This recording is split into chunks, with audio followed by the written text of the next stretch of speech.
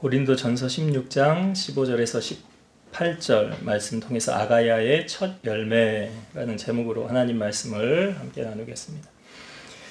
예수님께서 천국에 관한 비유의 말씀을 많이 하셨습니다. 왜 많이 하셨을까요? 천국은 실존하는 곳이고 우리 죽음 이후에 천국과 지옥 두 군데 중에 한 군데를 가기 때문에 중요한 사건 아닙니까? 그러니까 예수님 많이 말씀하신 거예요. 성경 말씀에 보면 한 번 죽는 건 사람에게 정한 것이요 그 후에는 뭐가 있대요? 심판이 있으리니. 히브리서 9장 27절 말씀. 심판이 있대잖아요. 그러니까 우리 죽으면 그냥 끝나는 것 같지요? 아닙니다. 육은 흙으로 돌아가지만 그 육도 예수님이 다시 오시면 다 부활하는 건 아시지요? 우리가 부활장 나눴을 때 그때 이제 주님의 보좌 앞에 우리가 가게 된다는 거죠. 그래서 양과 염소를 나뉘듯이 알곡과 가라지를 나누듯이 의인과 악인을 나뉘는 거예요. 구원받을 자와 구원받지 못할 자를 가른다는 거죠. 세례 요한이 복음을 전할 때 그 서기관 바리새인들, 그 믿지 않는 그들을 향하여 이렇게 세례 요한이 말했어요. 독사의 자식들아, 누가 너희를 향하여 임박한 진노를 피하라 하느냐. 그러면서 주님께서 자기의 타작마당을 이렇게 정하게 하셔서 알곡은 모아 곳간에 들이고 쭉정이는 꺼지지 않는 불에 태우시리라. 근데 이게 이제 현실로 예수님이 사역을 하시면서 현실판으로 보여준 게 뭐냐면 부자와 나사로죠. 부자와 나사로. 부자는 호화호식했지요. 호의호식했죠. 잘 먹고 잘 살았어요. 맨날 왕 같은 잔치를 했어요. 근데 죽고 난 다음에 어디로 갔어요? 지옥 갔지요. 근데 나사로는 맨날 부자 상에서 떨어지는 거 먹다가 뭐 개들이 와서 헌대를 상처난데 핥고 그렇게 힘들게 살다가 죽어보니 주님 품 안에 안겼어요. 죽고 나보니까 신세가 완전히 달라졌다는 거 아닙니까? 그러니까 천국과 지옥이 있다는 걸 주님 말씀해 주시는 거잖아요. 여러분, 우리가 겪어보지 않으면 모릅니까? 그러니까 우리가 지금 말씀을 통해서 간접 경험을 하고 있는 거예요. 그러니까 성경의 말씀은 어느 한 군데도 거짓말이 있어요, 없어요? 없습니다. 그러면 우리가 볼 때 성취된 말씀이 있고 아직 성취되지 않은 말씀이 있어요. 그러면 성취된 말씀은 예수님도 십자가를 지실 때 가상칠언 가운데 다 이루었다라고 말씀하셨죠. 그리고 예수님에게 예견되어져 있던 구약에 예언된 말씀을 주님은 다 이루셨어요. 일생을 살면서. 그러니까 이제 뭐 예수님이 아기로 태어났을 때 애굽으로 갔다가 다시 와서 또 갈릴리에서 자라난 거 호적하러 베들레헴으로 갔던 것, 그 모든 과정이 다 성경에 있었던 역사를 이루기 위해서, 그러니까 주님이 말씀을 다 이루고 가셨잖아요. 그런데 아직 우리에게 이루어지지 않은 말씀이 있죠. 어떤 말씀 아직 안 이루어졌죠? 예, 예수님 오실 것이라는 말씀. 그러면 그 전에 있었던 말씀, 이루어진 말씀이 다 이루어졌던 것처럼 이제 앞으로 주님의 재림, 앞으로 주님이 오실 것이 이루어질까요? 안 이루어질까요? 이루어지죠. 그러니까 아직은 이루어지지 않았지만 이루어진다는 거예요. 그래서 성경은 우리에게 뭐라고 말하냐면 세월을 아끼라라고 말하는 거예요. 세월을 아끼라. 고린도후서 말씀에 보면 지금은 구원받을 만할 때요, 지금은 구원의 날이로다. 지금은 은혜 받을 만할 때요, 지금은 구원의 날이로다. 그래서 전 나중에 교회 갈게요. 저 지금은 바빠서 못 가요. 사업으로 바쁘고요. 지금은 우리 아이들 공부해야 돼서 교회 못 가요. 근데 주님이 언제까지 기다려 주실까요? 그 지금이 주님이 오시는 그날까지 주님이 기다려 주실까요? 물론 기다려 주면 감사한 거죠. 그런데 그 지금이 유효하지 않다고 한다면 오늘 당장이라는 거죠. Right now라는 말을 하잖아요. 그래서 지금 구원받아야 될 때고 지금이 주님 앞에 나와야 될 때라. 여러분, 우리가 교회 왜 다닙니까? 천국 가려고 교회 다니는 거 아니에요? 하나님의 본심은 무엇입니까? 한 사람이라도 지옥 가는 걸 원하지 않아요. 그래서 하나님은 모든 사람이 구원을 받으며 진리를 아는 데 이르기를 원하신다고 그랬어요. 주님 앞에 오는 자는 다 받아주신다고 그랬어요. 아무리 흉한 죄를 지었다 할지라도 회개하고 용서하면 하나님은 받아주십니다. 이게 하나님의 본심이에요. 근데 문제는 뭐예요? 아버지 앞에 안 오는 게 문제 아니에요? 그러니까 노아 방주를 지었을 때 똑같은 거잖아요. 배로 들어오라고. 안 들어오잖아요.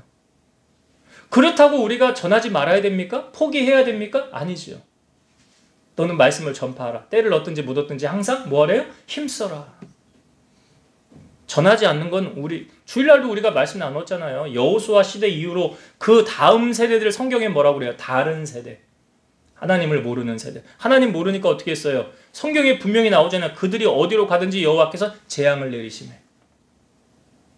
그러니까 하나님께 가까이 하는 게 복이라고 그랬죠. 하나님 멀리하면요 망한다고 그랬죠. 이게 성경이 우리에게 가르쳐주는 진리고, 하나님은 질투하는 하나님이라고 그랬죠. 그래서 나 여호와 너의 하나님이 질투하는 하나님인즉 나를 사랑하고 내 계명을 지키는 자에게는 몇 대까지 복을 줘요? 1000대까지. 1000대까지 주신대잖아요. 우리가 주일날 말씀을 보면서 예후라는 왕이 왕위의 자리에 있을 때 몇 대가 왕위의 자리에 차지했습니까? 4대였죠.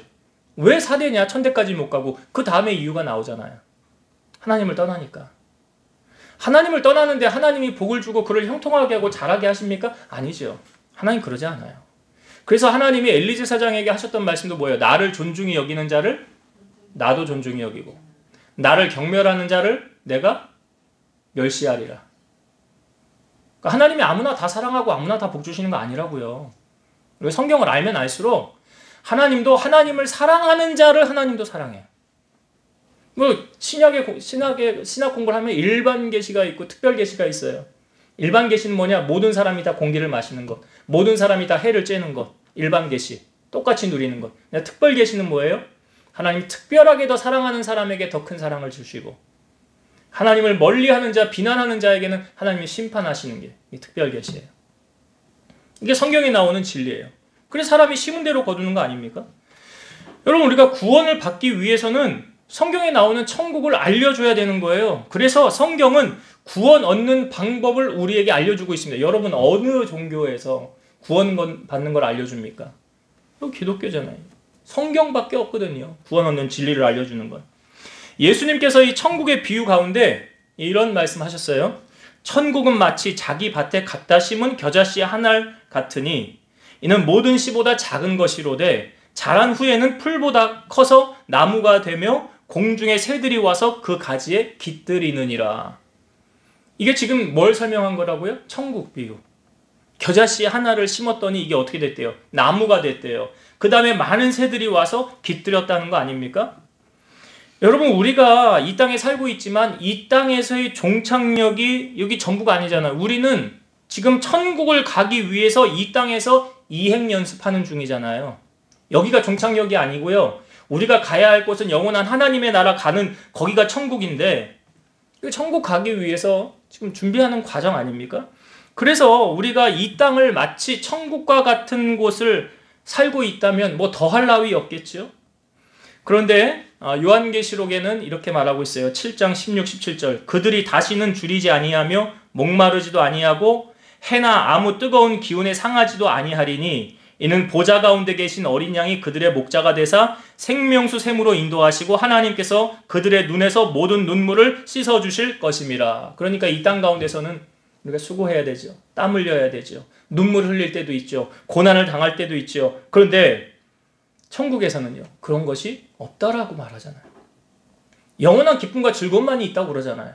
주님과 더불어 왕노릇 한다라고 말하잖아요. 사도 요한은 천국을 보고 뭐라고 그랬어요? 너무나 좋으니까 뭐라고 그랬어요? 마라나타. 뜻이 뭡니까? 주 예수요. 옷이 없어. 그래, 빨리 오라는 거잖아.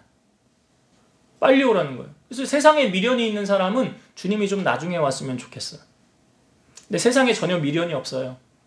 오늘 죽어도 나는 천국 가니까 주님이 오늘이라도 당장 오셨으면 좋겠어. 그런 사람은 매일 마라나타 하겠지요. 매일 주님을 기다리겠죠.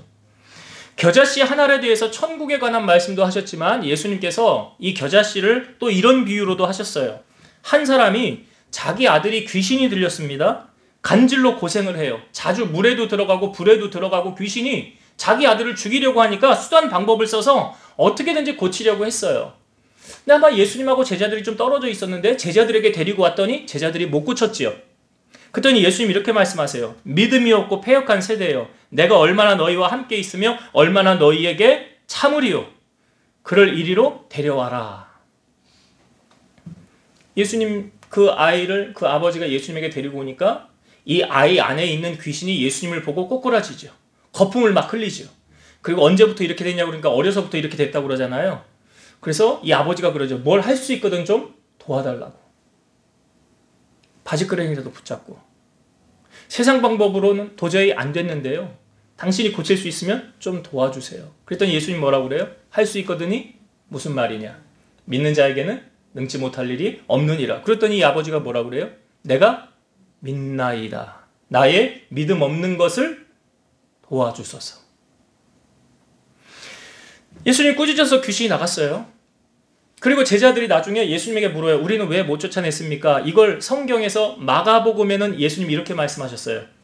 기도 외에 다른 것으로는 이런 종류가 나갈 수 없느니라. 기도 안 해서 못 쫓아냈다는 거예요. 그죠? 제자들이. 근데 마태복음 17장 20절에는 이렇게 기록되어져 있어요. 이르시되 너희 믿음이 작은 까닭이니라. 진실로 너희에게 이르노니 만일 너희에게 믿음이 겨자씨 한 알만큼만 있어도 이 산을 명하여 여기서 저기로 옮겨지라 하면 옮겨질 것이요 또 너희가 못할 것이 없으리라. 여기서는 뭘 비유한 거예요? 믿음. 믿음을 예수님이 뭐에 비유한 거예요? 겨자씨 한 알. 저는 아직 진짜로 제 눈으로 겨자씨를 못 봤거든요. 보신 분 있으세요? 혹시 겨자씨? 보셨어요? 얼마나 합니까 겨자씨가? 예, 이거 손톱 밑에 때만큼만 하다고 뭐 아주 작다고 그래요. 아주 안 보인다고 그래요. 잘. 그런데 그만큼만 한 믿음이 있으면 어떻게 한대요? 이 산을 들어 저 바다에 던져도 된대잖아요. 우리 눈에는 잘 보이지 않는 이 겨자씨가 고만한 믿음만 있어도 된대잖아요. 그러니까 예수님은 천국을 겨자씨 한 알에 비유하셨고 또 믿음을 겨자씨 한 알에 비유하셨다는 거죠. 이게 상관관계가, 연관관계가 없을까요? 있습니다. 여러분 천국은 어떻게 하면 갑니까? 어떻게 하면 가요? 다 아는? 예? 그렇죠. 그래 맞아요. 예수님 돈 얼마씩 내야 구원받습니다. 천국 갑니다. 그래서 천주교가 타락한 거 아시잖아요. 예, 면죄부. 그래서 거기서 이제 개신교가 나온 거 아시잖아요. 종교개혁 사건. 에베소서 2장 8절. 너희는 그 은혜에 의하여 믿음으로 말미암아 구원을 받았으니. 무엇으로 구원받아요? 믿음으로 구원받은 거예요. 그러니까 믿음의 한 사람이 이제 이 겨자씨만한 믿음을 가지고 그것이 심기어지면 그것이 어떻게 된다는 거예요? 거목이 된다는 거잖아요. 그 겨자씨 한 알이 심기어지면 그것이 시간이 지나면 그게 거목이 돼서 그 나무에 많은 새들이 깃들인다는 거 아닙니까? 맞잖아요. 예수님이 천국에 비유할 때 그걸 그렇게 설명하셨잖아요. 그죠? 그러니까 이건 어떻게 우리의 삶에 적용하면 될까요? 교회에 이런 겨자씨만한 믿음을 가진 한 사람이 있으면 어떤 일이 일어날까요? 새들이 깃들이러 올 거 아니에요. 그렇죠? 네. 그러니까 그런 겨자씨만한 믿음을 가진 사람이 교회 안에 있으면 구원받아야 될 많은 영혼들이 모여들지 않을까요? 지금 바울이 이 고린도 전서를 마무리하면서 몇 사람의 인물을 거론하고 있습니다. 다음 주에도 또 몇 사람이 또 등장을 할 텐데 몇 사람의 이름을 거론하고 있거든요. 자, 오늘 우리가 읽은 본문 15절의 말씀을 한번 볼게요. 15절 여기 한 사람을 소개하고 있습니다. 형제들아, 스데바나의 집은 곧 아가야의 첫 열매요 또 성도 섬기기로 작정한 줄을 너희가 아는지라 내가 너희를 권하노니. 여기 한 사람 누가 등장합니까? 스데바나라는 사람이 등장하죠. 스데바나를 소개할 때 이렇게 그 다음 소개하는 구절이 이 사람은 곧 아가야의 뭐래요? 첫 열매요. 아가야는 이 그리스 남부의 주 이름이에요. 주 이름. 그러니까 도시 이름이 아니라. 그러니까 아가야의 주 도시는 뭐가 있냐면 아테네. 그리고 지금 우리가 편지를 보내고 있는 고린도. 아테네와 고린도가 아가야 주에 속한 도시라는 거죠. 근데 이 스데바나를 소개할 때 이 아가야의 첫 열매다라고 말하잖아요. 첫 열매. 그러니까 첫 성도라는 거잖아요. 여러분, 교회가 가만히 보면요, 그 교회에 이런 보이지 않지만 흐르는 문화가 있어요. 흐르는 기질이 있고 흐르는 분위기가 있어요. 또 그 교회에 이렇게 수준들이 있어요. 그거는 뭐에 의해 결정되는지 아세요? 사람에 의해서 결정이 됩니다. 사람에 의해서. 스데바나를 소개할 때 여기 아가야의 첫 열매요. 그 다음에 뭐라고 소개합니까? 또 성도 섬기기로 작정한 줄을 너희가 아는지라 그랬죠. 성도 섬기기로 작정했다는 거예요. 이 사람 아가야는. 간혹 우리가 신앙생활을 하면서요, 시험 드는 사람들의 특징이 있습니다. 첫 번째는 예수님이 가르쳐 줬어요. 이렇게 하면 시험 든다. 다 아시죠? 어떻게 하면 시험 들어요? 아는데 대답을 안 하시는 거예요. 다 지금. 내가 요 한마디만 탁 하면 답 딱 나와. 네? 왜 어떻게 하면 시험 든다고요? 예수님이 겟세마네 동산에 제자들 3명 데리고 가서 뭐라고 그랬어요? 내가 기도할 동안 너희는 여기서 깨어 있으라 그랬죠? 근데 왔는데 잤잖아요. 그 다음 예수님 뭐라고 그래요? 시험에 들지 않도록 깨어 있어 기도하라. 그 제가 이렇게 풀었잖아요. 아, 기도 안 하면 시험 드는구나. 기도 안 하면 시험 드는구나. 그래서 시험 드는 사람의 특징 첫 번째, 기도 안 해요. 기도 안 합니다. 기도 왜 해요? 할 이유가 없죠. 부족한 게 없는데? 내가 뭐하러 기도해? 내가 그냥 열심히 수고하고 내 손으로 수고해서 노력해서 일해서 벌고 그러고 살면 되지. 기도를 왜 하냐고. 잘못 생각하고 있는 거죠. 하나님과의 교통이 없는데 우리는 기도는 호흡이라고도 하잖아요. 숨 안 쉬고 사는 거랑 똑같은 거예요. 기도 안 하면. 그러니까 기도 안 하는 사람이 시험 드는 거예요.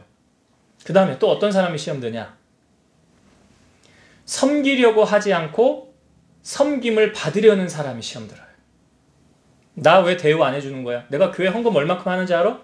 우리 교회 내가 헌금 제일 많이 하거든. 근데 나를 대우를 이따위로밖에 못하는 거야? 제가 김동호 목사님 청량리 중앙교회 섬길 때 그 교회 장로님 한 분이 교회 예산의 3분의 2 헌금했다고 그러잖아요.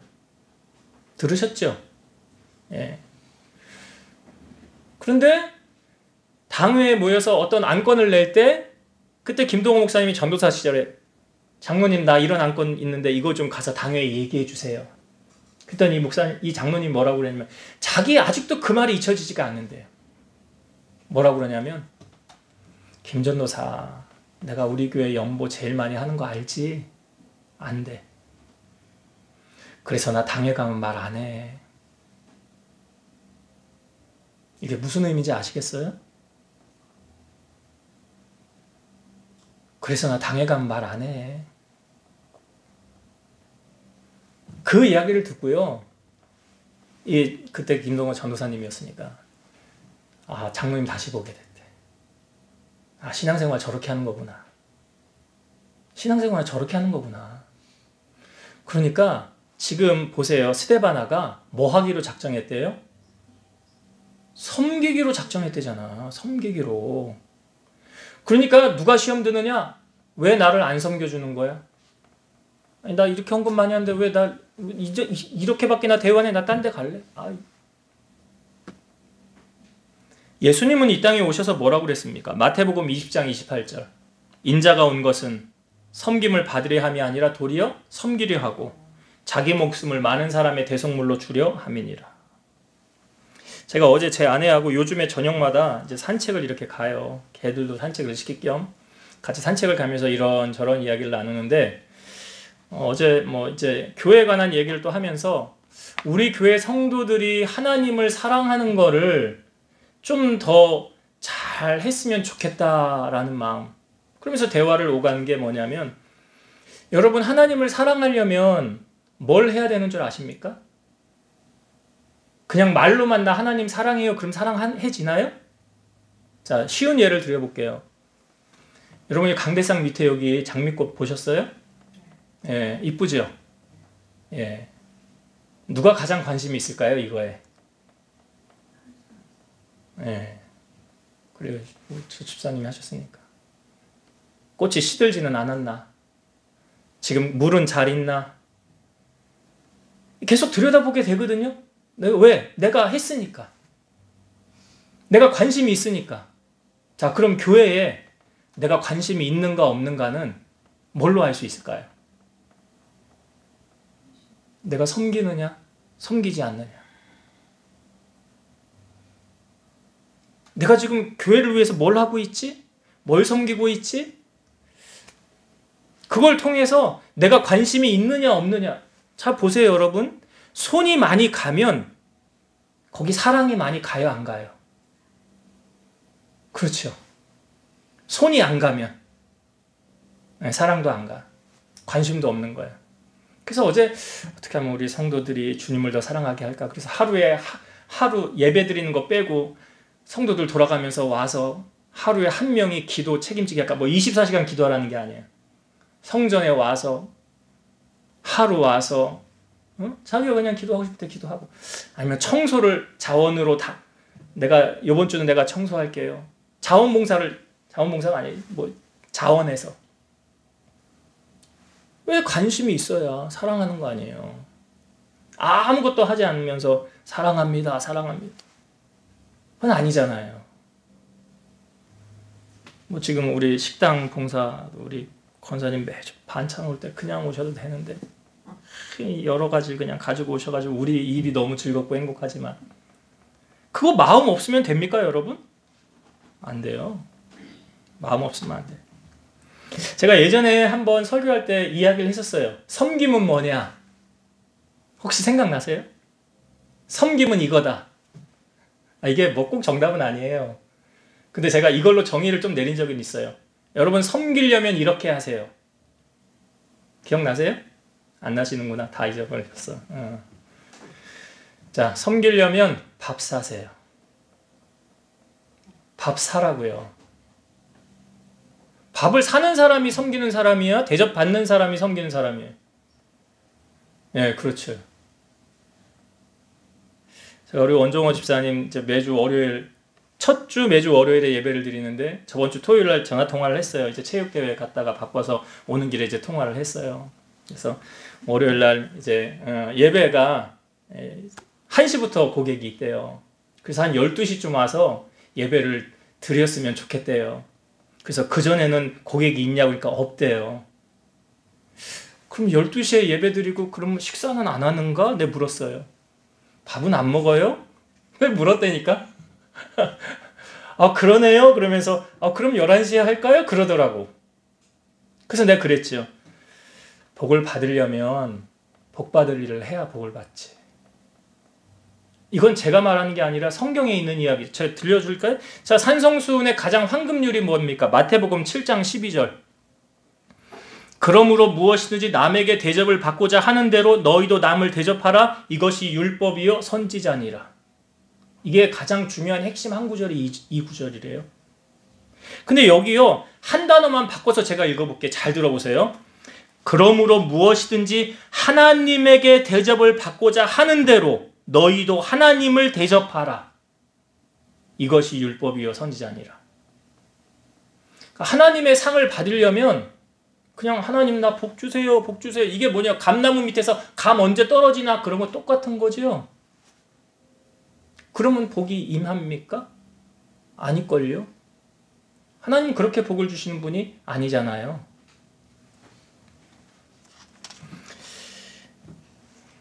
제가 그 며칠 전에 이제 김동원 목사님 설교를 봤는데 오늘 사실 수요 예배 마치고 내가 제 설교도 올리고 그 설교도 올릴 거예요. 한 10분 조금 넘게 되는 설교인데 여러분 꼭 들으세요.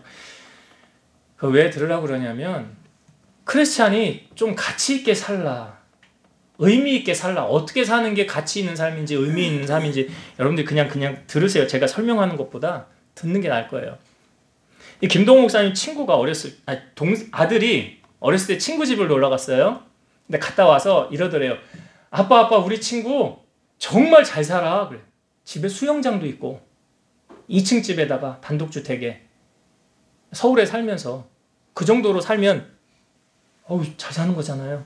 근데 김 목사님 그러대. 이리 와봐. 너 친구 그래? 그거는 잘 사는 거하고 부자하고는 다른 개념이야. 맞지요? 돈 많으면 잘 사는 거예요? 아닐걸요? 돈 많은데 자식이 오토바이를 타. 에? 공부는 관심이 없어. 맨날 사고를 쳐. 잘 사는 거예요? 아니, 이거 아니잖아요. 부자이지만 잘 사는 거 아니잖아요. 근데 가난하다고 돈이 없다고 못 사는 겁니까? 불편하기는 해요. 근데 그게 꼭 못 사는 건 아니죠. 잘 살고 못 사는 개념은 돈으로 결정되어지는 게 아니고요. 그건 믿음으로 결정되어지는 거예요. 그러니까 믿음이 좋은 사람은 잘 살아요. 그런데 믿음은 없고 돈만 많으면 잘 사는 거 아니에요. 왜요? 구원 못 받잖아요. 호화롭게 왕처럼 살다가 지옥 가면 잘 사는 겁니까? 아니잖아요. 지옥 가는데 누가 잘 살았다고 말하겠어요? 이 다윗의 시대의 나발, 아비가일의 남편 나발 잘 살았어요? 몸이 돌처럼 굳어가지고 열흘 만에 죽었는데. 돈 많으면 뭐예요? 부자 청년 예수님이 너 재산을 다 팔아 가난한 자들에게 주고 나를 따르라. 그리하면 하늘에서 보화가 내게 있으리라. 근심하며 떠나갔더라. 잘 산 거예요? 돈 많은데? 아니잖아요. 왜 지금 사도 바울이 스데바나 이야기를 하면서 아가야의 첫 열매라 잊혀지지 않고 그 얘기 아니면 그를 통하여 나타난 영향력과 열매 때문에 그러는 거예요. 자, 16절을 한번 보겠습니다. 16절. 이 같은 사람들과 또 함께 일하며 수고하는 모든 사람에게 순종하라. 여기 스데바나 같은 그런 사람들과 함께 일하며 라는 말이죠. 이런 사람들하고 동역하라는 거 아니에요? 그러니까 성경은 복된 자하고 동행하라고 그러지 악한 자와 동행하라는 말은 성경을 어디를 찾아봐도 없어요.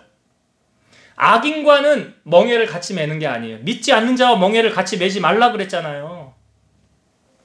그래야 우리가 이 스데바나 같은 이러한 삶을 살 때 이런 사람을 통하여서 교회는 하나님의 영광이 드러나게 될 것이고 교회는 부흥하게 되는 거예요. 그 믿음의 사람 한 사람이 심겨져서 거목이 되면 그 아래 많은 새들이 오는 것처럼 그런 원리로 교회가 성장해 가더라는 거죠. 그래서 교회 중직을 세울 때도 꼭 이걸 점검을 하죠. 그 사람이 칭찬받을 만한 사람이냐. 집사의 직분을 줄 때도 그거 점검하라고 그랬잖아요. 이 사람이 생활의 본을 보이는 사람이냐? 그렇지 않으냐. 그래서 스데바나를 지금 사도 바울이 이야기를 하는 거고요. 그 다음 이 스데바나와 여기 또 함께 등장하는 사람들의 이름이 있죠. 17절에 부드나도, 아가이고 이 두 사람이 또 등장을 합니다. 학자들에 의하면 이 사람들은 노예이거나 노예 출신이었을 것이다. 또 스데바나 집에 속한 노예였을 것이다. 아니면 우리가 고린도전서 1장에 나오는 글로바의 종들이었을 것이다. 뭐 그렇게 이제 소개를 해요. 정확하게 이 사람들에 대해서 이렇게 나오지 설명이 없으니까 학자들마다 이런 의견을 내세우는데 이 중요한 거는 무엇입니까? 자, 우리 성경을 한번 볼까요? 여기 보니까 17절 한번 다시 볼게요. 17절 18절을 제가 읽어볼게요. 내가 스데바나와 부드나도와 아가이고가 온 것을 기뻐하노니 그들이 너희의 부족한 것을 채웠음이라. 그들이 나와 너희 마음을 시원하게 하였으니 그러므로 너희는 이런 사람들을 알아주라. 자, 이 사람들이 와서 어떻게 했대요? 부족한 것을 채워줬더라 라고 말하죠. 근데 여기서 말하는 부족한 것은요, 물질적인 부족함보다는 사랑의 나눔의 부족이에요. 그러니까 고린도 교인들을 향한 바울의 충고와 애정을 대신 전해주었고 바울에게도 그를 향한 고린도 교인들의 그 애정을 전해줌으로 바울에게 큰 기쁨을 안겨주었더라. 그러니까 이 세 사람들이 고린도 교회 소식을 사도 바울에게 전한 것이거든요. 그러니까 여러분 보세요. 이 중간자의 역할이 얼마나 큰가를 이들을 통하여 알려주는 거예요. 중간자의 역할. 우리가 뭐 부동산 같은 거 거래할 때도 부동산 끼고 이렇게 거래를 하잖아요. 그것보다 더 중요한 건 사람의 중매, 결혼 할 때 중간에서 어떤 사람이 어떤 역할을 하느냐. 그래서 결혼에 골인을 하기도 하고 헤어지기도 하는 거 아니에요? 그 중간자의 역할이 참 크다는 거죠. 그러니까 문제를 야기시키는 사람이 있는가 하면 문제를 덮고 해결하는 사람이 있어요. 불난집에 부채질하는 사람. 요즘 뭐 불난집에 기름 붓는다고 그러대요. 그런 사람이 있는가 하면요, 불난집에 불 끄는 사람이 있어요. 그러니까 어떤 문제가 발생했을 때 그 사람이 가면 해결이 되는 사람이 있고요. 어떤 사람이 가면 오히려 그 문제가 더 커지는 사람이 있어요. 차이는 뭘까요? 그 중간에서 어떤 역할을 하느냐에 따라 달라진 거예요. 때로는 제가 목회를 하면서 제가 앞장서서 해결하지 못하는 문제를 만나는 경우들도 있잖아요. 그럴 때 성도들 가운데 누군가가 저를 대신해서 앞서 나가서 이 문제를 깨끗하게 정리를 해주는 사람. 바로 그 사람이 지금 이 사람들의 역할이에요. 나의 마음을 시원하게 해주던 사람들. 여러분, 교회 안에도요, 그냥 말은 안 해도 저 사람은 참 존경받을 만한 사람이야. 그렇게 보여지는 사람들 있잖아요. 저 사람은 그런 줄 알았는데 알고 보니까 아니네. 이게 다 드러나지 않습니까? 하나님 앞에서도 마찬가지라고 저는 생각이 들어요. 사람 앞에서도 그렇지만. 그러니까 예전에 우리 송은 미사님하고 여기 앉아서 차 마시면서 저번에 한번 대화할 때 그런 이야기를 주고받은 적이 있어요. 집사님, 저도 목회하면서 억울할 때, 힘들 때, 누군가의 위로가 필요할 때 있었어요. 근데 제가 어떻게 이겼는지 아세요? 하나님이 저 아시잖아요. 하나님이 제 마음 아시잖아요. 제 상황 아시잖아요. 그거와 마찬가지로 집사님의 마음도 하나님이 다 알고 보고 계세요. 근데 그게 집사님이 나중에 저희 그래. 그게 참 위로가 됐어요. 그러더라고요.